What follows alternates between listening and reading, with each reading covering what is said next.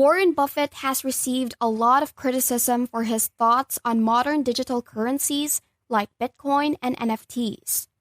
He has described Bitcoin as a useless asset that produces nothing, and he has stated that he would not buy all of the Bitcoin in the world for $25. Buffett thinks it's crazy that individuals are willing to spend up to $70,000 per coin and that its total capitalization has reached $1 trillion. This isn't the first time he's been so harsh on a new coming technology. If you recall the dotcom bubble, he felt the same way about internet corporations.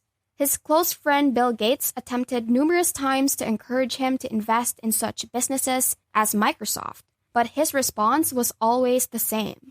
He has turned down several excellent possibilities, ranging from Amazon to Netflix to Tesla. Each of these stocks increased by at least a few %1,000%. A $1,000 investment in Tesla when it went public is now worth about $225,000. You could have made $1 million with a $5,000 investment. A few $1 million invested in these companies might be worth $100 million. Regardless of the fact that he has blown several opportunities, his personal wealth exceeds $100 billion at a time when the economy is in recession and the stock market is in bear market. During the previous recession in 2008, he was crowned the world's richest person, surpassing even Bill Gates. Aside from Bitcoin, technology, and NFTs, Warren Buffett has generally ignored the real estate market. Warren Buffett, believe it or not, never invests in real estate.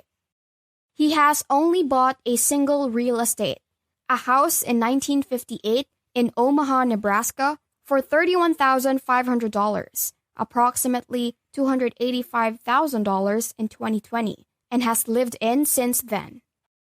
So the inevitable question is, why does the most successful investor in the world never invest in real estate? Why does he reject real estate despite the fact that it is the safest investment available? Is there something Warren Buffett knows that we don't? We'll answer all of these things and more. But first, give this video a thumbs up and let's find out.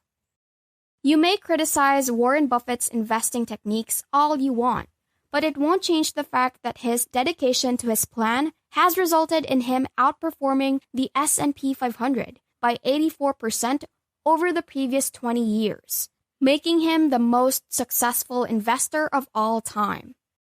He's been in the stock market for what seems like an eternity and has consistently made profitable investments. Warren Buffett was once asked what he thought about purchasing a home. His reaction was clear and direct: purchase a house. If you know you'll be staying in one place for an extended period of time, indeed, he stated that a 30-year mortgage is the best instrument in the world. If it's such a good investment, why does he constantly avoid real estate, even after the housing bubble crisis? Why didn't Buffett make a real estate investment when he had so much money and knew the housing market would rise sooner or later? There are several explanations for this. Let's begin with the first. Investing in real estate is not like investing in stocks. Property management is a full-time job. One property may not be a major concern when it's just a side hustle, but when it grows to numerous homes, it becomes a full-time company. Just because you own a home does not guarantee you are always able to rent it out. Rather, you must continue to make your mortgage payments. Secondly, it always breaks down. A property must be maintained, and during a crisis, you may not be able to rent it out for an extended amount of time. That is not to say it is a terrible company. It just signifies that it is a business. That implies you must devote an equivalent amount of time to managing it. That is why Warren Buffett avoided real estate, because he understands that his time is limited and that investing in real estate would mean that he would have less time to look for outstanding opportunities. To be sure, Warren Buffett has invested in real estate during his career, but mostly in rates. In reality, he presently controls a significant portion of Store Capital Corp. It is a publicly listed real estate investment trust in the United States, a real estate-focused investment fund. Investing into them is comparable to investing in stocks. Let me know in the comments if you have any other questions about investing. Let's return to the video. The second reason Buffett dislikes real estate is the difficulty in finding a good deal in the market. Here's how to make a wise investment. You must identify a decent business that is undervalued. For one reason or another, it is priced lower than it truly costs. It may be a company with a solid basis that can readily grow, or it could have created a technology that would generate tremendous revenues if mass-produced. During a crisis, the stock market is filled with incorrectly priced equities. As people panic and begin selling, prices plummet. Interest rate rises, for example, frighten investors who begin dramatically dumping their stocks, causing Apple shares, for example, to fall by about 25% from April to June. Is it true that Apple lost a quarter of its staff in a matter of months? Did its sales fall by 25% in a few months? No. The market fell as a result of the panic. Even big companies suffered. As a result, finding a good deal in the stock market is considerably simpler than in real estate. To begin with, real estate prices do not increase rapidly. Yes, real estate crashes occur on occasion, but only once every 1 or 2 decades. And if there is a good deal on the market, a local real estate agent will most likely finish the transaction before everyone else. We don't have a real estate exchange like we do for stocks, where you can browse several properties from the convenience of your own home. Thus, unlike real estate, firms must go through a lengthy and difficult approval procedure in order to list their stocks on the stock market. They are also forced to publish their financial records every quarter, giving Buffett a competitive edge when looking for exceptional offers in the market. Real estate does not generate much income. It supplies you with a place to live. That's it. Yes, it may be a nicer roof, yet how many of you are willing to spend $10,000 per night?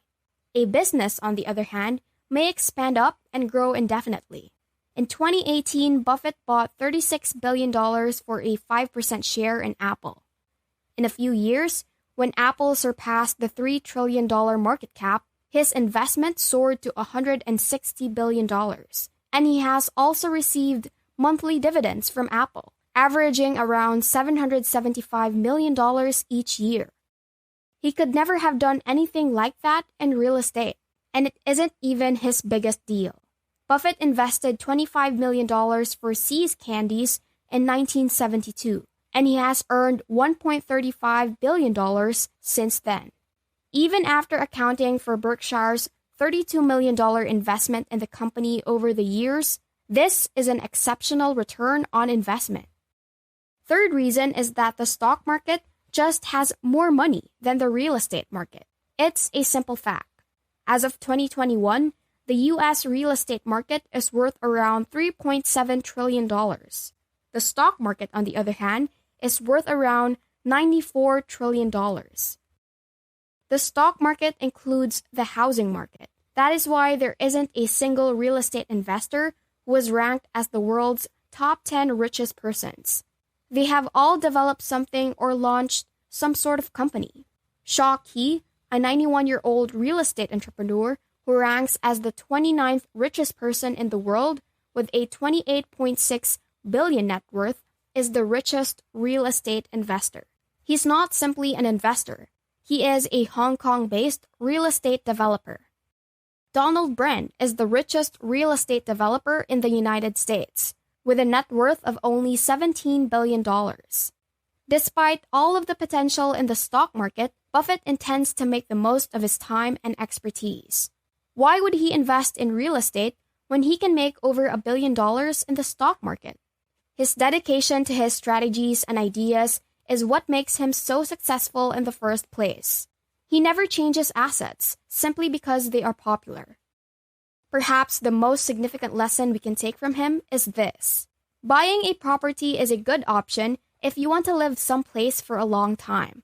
But going into real estate is a business, and the issue is if you want to start one. Whereas if the answer is no, since you are already in another business, there is no reason in entering into one in which you are neither skilled nor enthusiastic. Hope you have learned something from this video. What are your thoughts? Comment down below. If you enjoyed this video, make sure to click the like button, and also don't forget to subscribe to the channel and hit the notification bell for you to be updated on our latest videos. See you in the next video. Thanks for watching. Want to learn more and be more financially literate? Click on the next videos we have in our channel, showing on the screen right now.